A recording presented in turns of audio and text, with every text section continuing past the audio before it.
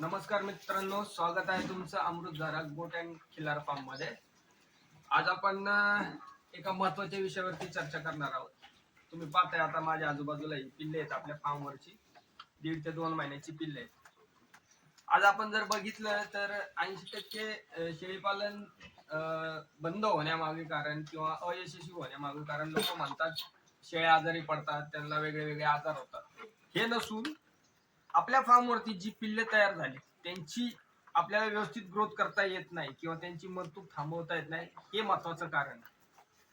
आणि शेळीपालनामध्ये ही जी लहान पिल्ले हाच आपला महत्वाचा प्रॉफिट असतो. आता हा प्रॉफिट जर तुम्हाला व्यवस्थित याची ग्रोथ जर करता आली नाही तर हा तुमचा प्रॉफिट होणार नाही तुम्हाला आणि तुम्ही नुकसानात जाऊन डिमोटिवेट होता. आणि बरेचसे शेळीपालनाचे फार्म यामुळेच बंद झाले. तर आज आपण ह्याच विषयावरती चर्चा करणार आहोत की पिल्लं जन्माला आल्यानंतर ते 3 महिन्याची होसपर्यंत त्यांची कशी काळजी घ्यावी आणि आपला फार्म प्रॉफिट मध्ये कसा आणावा. कारण आपण वर्षभर त्यासाठी मेहनत करणार आहे, वेळ खर्च करणार आहे, पैसे खर्च करणार आहे.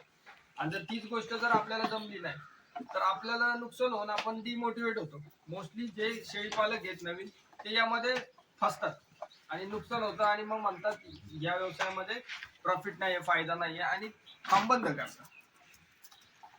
तर आज आपण याच विषयावरती व्यवस्थित सविस्तर चर्चा करू आणि मी तुम्हाला आम्हाला जे या मागचे या समस्येवरचे जे उपाय समजले ते आपण तुमच्या बरोबर डिस्कस करू. स्टेप बाय स्टेप तुम्हाला मी 5 स्टेप सांगतो. या स्टेप फक्त तुम्ही ऐकू नका, तर तुम्ही अंमलात आणा तुमच्या फार्मवरती, जेणेकरून तुम्ही प्रॉफिट मध्ये याल. आणि या गोष्टी मोठमोठाले शेळीपालक कोणाला सांगत नाही दादा, म्हणून व्हिडिओ पूर्ण पहा. त्यामुळे तुम्ही शेळीपालनाच्या नेक्स्ट लेवलवरती जाण्यास तुम्हाला खूप मदत होईल. तर पहिली स्टेप आहे, जेव्हा आपली शेळी वेते आणि पिल्लाला जन्म देते.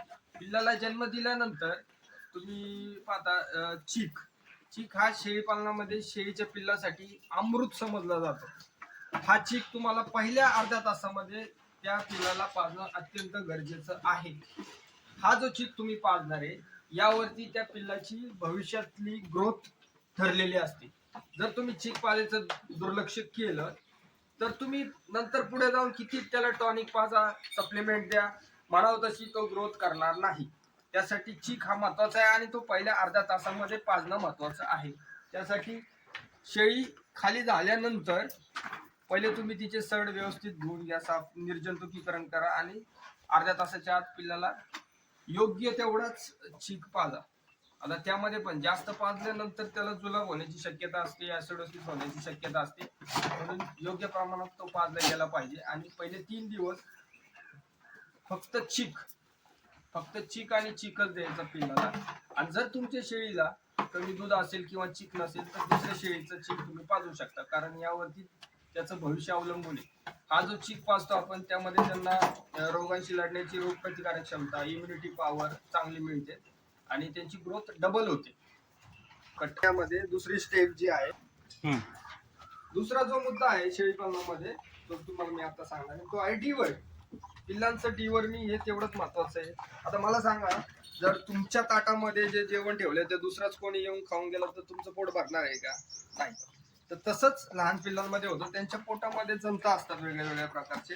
तुम्ही त्यांना किती खायला घातलं, चांगल्या प्रकारे दूध पाजलं, खुराक दिला, तरी पण जर त्यांच्या पोटात जर जंत असतील तर ते जंत खाऊन जातात आणि त्यांची ग्रोथ थांबते. आणि हे करण्यासाठी तुम्हाला पिल्लू 21 दिवसाचं झाल्यानंतर पहिलं डिवर्मिंग करणं खूप गरजेचं आहे. आता ह्या डिवर्मिंग मध्ये वेगवेगळे औषधं, वेगवेगळ्या कंपन्या आहेत. तर लहान पिल्लांसाठी अल्बोमार, निंजान या प्रकारचे डिवर्मिंगचे औषधं मेडिकलमध्ये अवेलेबल असतात. त्यासाठी तुम्ही तुमच्या वेटरनरी डॉक्टरांचा सल्ला घेऊ शकता. पण डिवर्मिंग हे खूप महत्वाचं आहे. आणि हे डिवर्मिंग केल्यानंतर जे फायदे होतात तुम्हाला, वेट गेन वाढतं, तुमचं बकरू सुंदर दिसतं, चमक येते त्याच्या अंगावरती. तर डिवर्मिंग जर करत असाल तुम्ही तुमच्या वेटरनरी डॉक्टरांचा सल्ला घेऊन त्याला योग्य प्रमाणातच डिवर्मिंगचं औषध दिलं गेलं पाहिजे. ते जास्तही नाही दिलं गेलं पाहिजे आणि कमी दिलं नाही गेलं पाहिजे. जास्त दिलं तर ते विषारी असल्यामुळे त्यांना प्रॉब्लेम होऊ शकतो आणि कमी दिलं तर त्याच्या जे पोटातले किडे ते योग्य प्रकारे मरणार नाही आणि तुम्हाला म्हणावं तसा रिझल्ट मिळणार नाही. तर हे झालं डिवर्मिंग.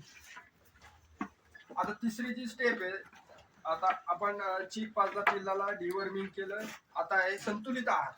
जेव्हा पिल्लू 21 दिवसाचं होतं आणि त्यानंतर त्याची जी खरी ग्रोथ आहे ही चारा खाऊन आणि दूध पिऊन होत नाही, तर त्याला संतुलित जो आहार देणार आहे आपण, त्याच्यावरती त्याची पुढची ग्रोथ अवलंबून असते. आता संतुलित आहार म्हणजे काय आणि त्यामध्ये तुम्ही काय काय देऊ शकता हे तुम्ही पाहता. इथं आमच्या पिल्लांना